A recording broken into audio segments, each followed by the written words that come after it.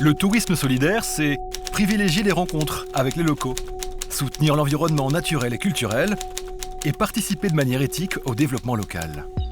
Dans les voyageurs solidaires, j'accompagne, caméra au point, des personnalités engagées pour un voyage solidaire. Après Bruno Solo, Lucie Lucas, Flo Della Vega et Estelle Lefébure, c'est au tour de Mathieu Ricard de vivre un voyage solidaire. Namasté, namasté, namasté. Mathieu Ricard, le moine bouddhiste le plus célèbre de France, a créé son association Karuna Shechen il y a 25 ans. À l'occasion de cet anniversaire, il m'a proposé de le retrouver au Népal. Nous allons découvrir les actions menées par son association.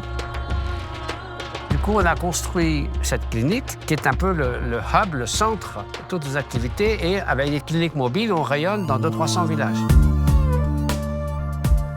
Au programme, des rencontres avec des éco-citoyens engagés. Ici, nous avons une spécialiste locale de l'agriculture qui travaille avec Karuna. Et elle apprend à ses agricultrices à se débarrasser des insectes qui viennent détruire les plantes.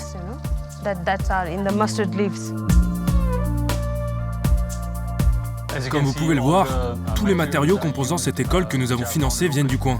Que ce soit la pierre, le bois ou le ciment, le travail a été effectué par des artisans locaux. On a fait travailler pas mal de gens du coin. Un voyage solidaire, c'est aussi mettre en lumière des actions concrètes menées par l'association que nous accompagnons. C'est une salle d'accouchement et c'est très important parce qu'il y a énormément d'accidents. Préparer la mère à l'accouchement et un endroit quand même pour accoucher dans des conditions, disons, d'hygiène aseptique suffisamment bonnes, ça sauve beaucoup de vies, à la fois de la mère et de l'enfant. Voici Mathieu Ricard dans Les Voyageurs solidaires. Nous sommes fondamentalement interdépendants. Le monde est interdépendant. Tous les phénomènes biologiques sont interdépendants. Si vous voulez, la coopération et la symbiose a été beaucoup plus créatrice au sein de l'évolution que la compétition. En fait, on est la seule espèce qui fait des choses qui, finalement, pourraient entraîner une partie de cette destruction. Oui, c'est ça, en fait. Les autres animaux, ils font pas des trucs qui leur nuisent. Exactement.